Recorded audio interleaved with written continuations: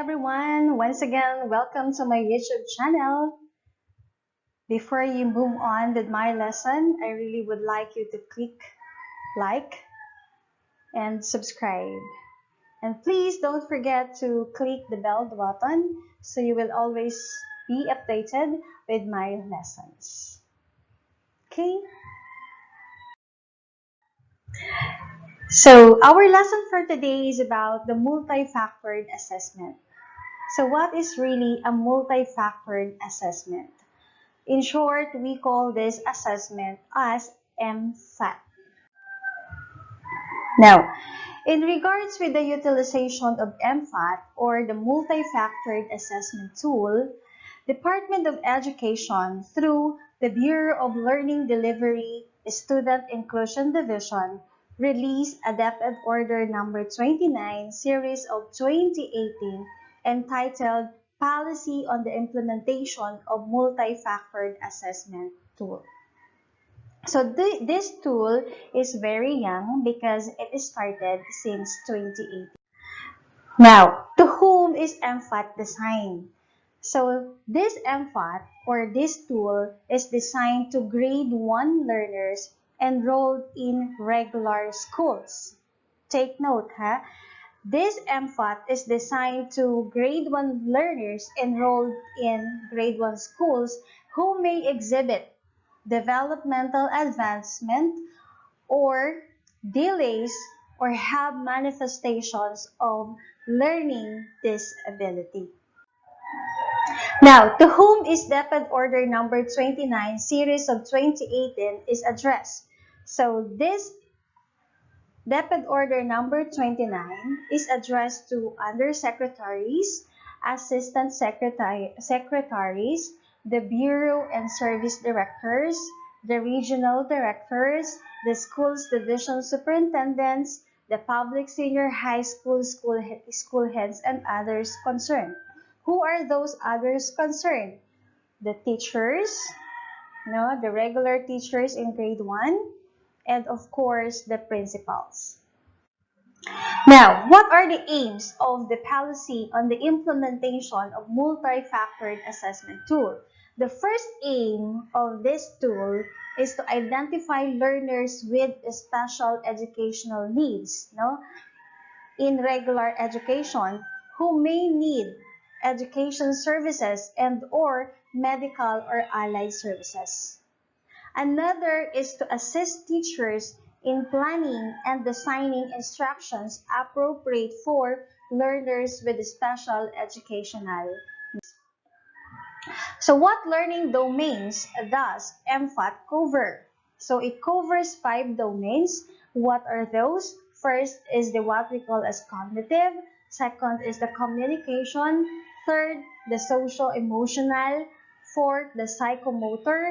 And fifth, the daily living skills. Okay? So the details of these 5 domains will be discussed later on under the definition of terms. Now, in regards to this mcat, immediate dissemination and strict compliance is directed. That is according to the Deped Order number 29 series of 2018.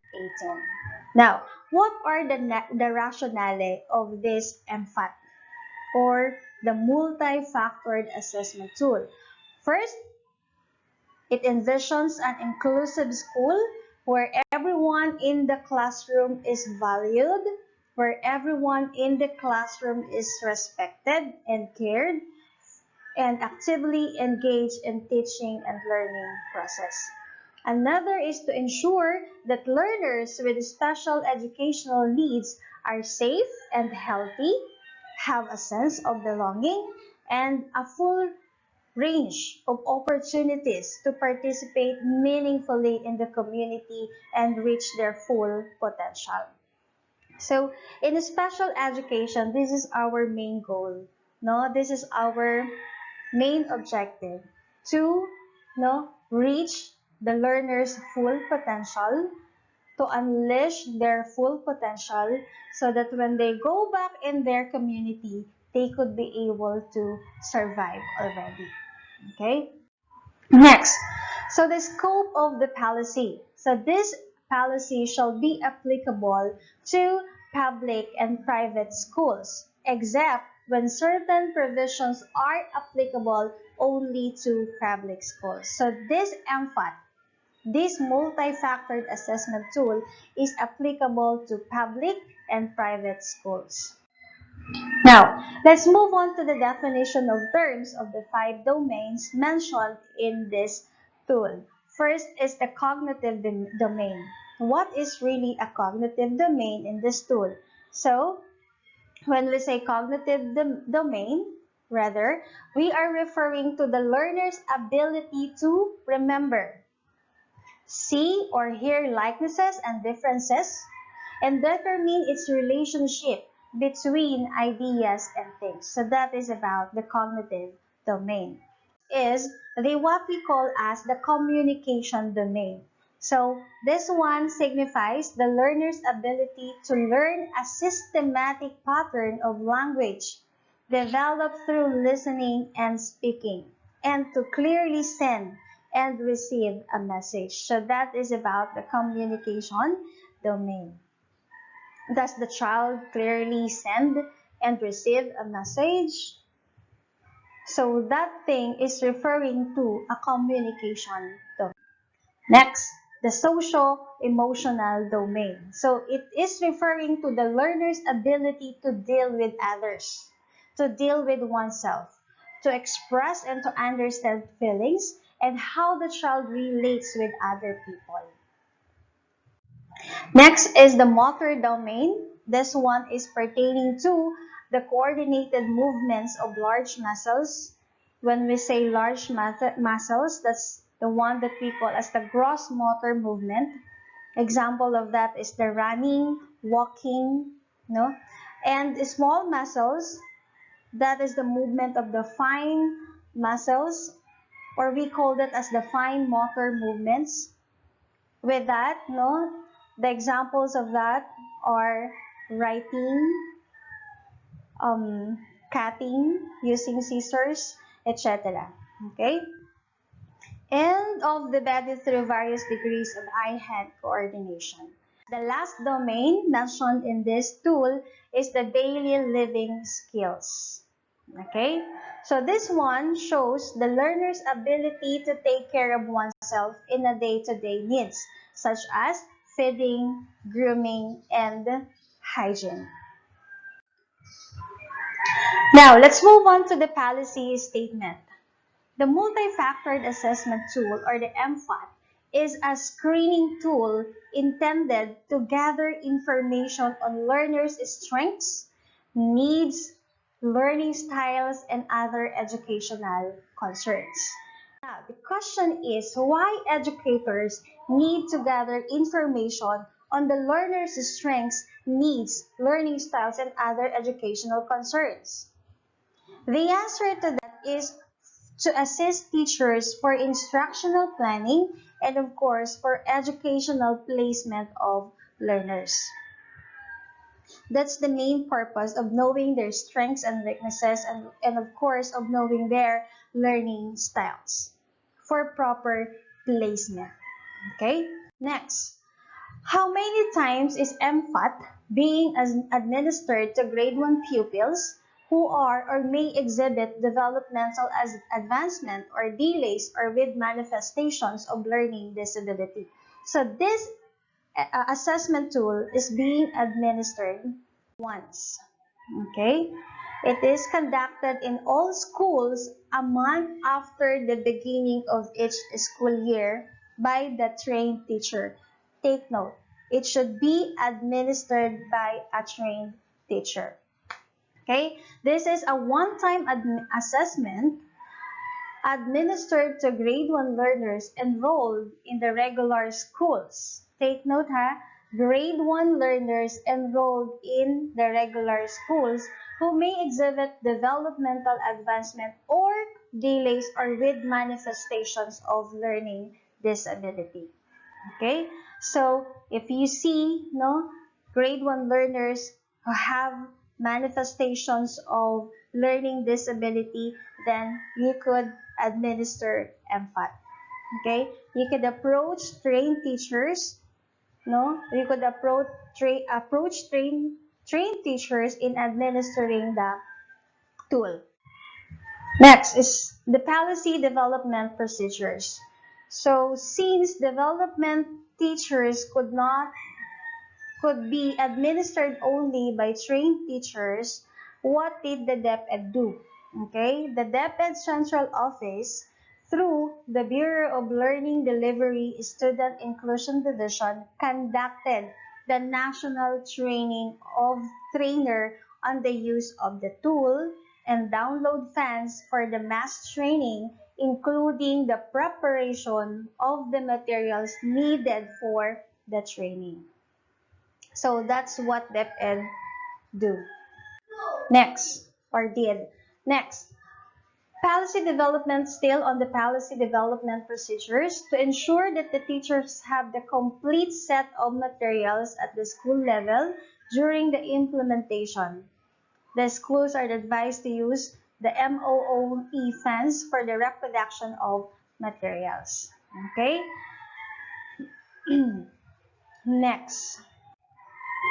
So who conducts the MFAT? Enhancement and intervention. Just like what I've said a while ago, the one who is conducting MFAT is the trained teacher. The grade 1 trained teacher is the one who will be conducting the assessment, enhancement, and intervention. So the data gathered from the result of MFAT provides immediate and appropriate intervention program. So after gathering the MFAT, there should be an immediate and appropriate intervention program. Having the intervention and there's no progress seen to the child, then that's the time for us to refer the child, to a developmental pediatrician or to the other professionals for further assessment. Does the result of MFAT affect the performance of the learner, the teacher, the school, the division, and the region? The answer to that is no. Okay? It doesn't affect the performance of the learner. It doesn't affect the performance of the teacher as well as the school, the division, and the region. Okay? So the answer to that is no. What if the intervention made in the school did not make any improvement in the academic functioning of the learner? Just like what I said a while ago, that's the time for us to do the referral. That's the time for us to refer the learner to medical specialists or to the other professionals who could give formal assessment. So what are the roles and responsibilities of people involved in the implementation of MFAT? Let's start with the role and responsibilities of the regional focal supervisor. So, first, to provide technical assistance. Second, make sure that all divisions have the complete set of MFAT, have the complete set of MFAT materials. Third, monitors the implementation to gather information and support the division's need in the conduct of MFAT. Next, for schools division supervisor and public schools district supervisor, the first role and responsibilities in this MFAT is to assist the school heads in orienting teachers on the administration of the screening tool. Second, provide technical assistance to school heads and teachers. And third, monitor the implementation of MFAT to ensure the smooth delivery of enhancement and intervention programs. So what about the principal? What do you think are the roles and the responsibilities of the principal in this MFAT? Provides first is to provide the area or the room for the conduct of MFAT. Second, to provide budget allocation And then to monitor the smooth delivery of enhancement and intervention programs. So monitoring in this assessment, no, is very important because just like what I've said a while ago, this assessment is very young, okay? And in the first 5 years of administering this MFAT, no, monitoring is always needed. Okay? Next. So what about the teacher or the advisor? What are the role and responsibilities? So there are 7 roles. Okay? The first role is to identify. What to identify? The learners enrolled in regular classroom who may exhibit developmental advancement or delays or with manifestations of learning disability a month after the beginning of each school year. Okay, so it's the first one, to identify a child who may exhibit developmental advancement or delays or with manifestations of learning disability. Okay? Second is to administer. What to administer? The MFAT. Okay? This is the time now after identifying. This is the time now to administer MFAT to identified learner and provide the immediate and appropriate intervention program. Okay? Next, validate. What to validate? Of course, the responses of the learners through the observation checklists, interview with the caregivers, interview with the parents, and also with the classmates. Okay? So we need to validate the responses of the learner through this. Okay? Through observation checklist, interview to classmates and caregivers, and of course to the parent. Next. So after validating, that's the time for us to prepare. No? So what to prepare ensures that all materials per activity are complete, properly labeled, and arranged. Why? Because in this tool, there are a lot of materials. Now, if there are materials that are not yet labeled, if there are materials, no, or missing materials in the testing room, what will happen? The result of MFAT might be affected. The testing might be affected. Next is organize. What does the teacher need to organize in administering MFAT? Of course, the room or the space where the assessment activity will be done. Okay? Next, after organizing, then summarize. What to summarize? What does the teacher need to summarize in MFAT? Of course, summarize the result for intervention or recommendation. Okay, so the teacher needs to summarize the result of MFAT. For what purpose? For immediate intervention or recommendation.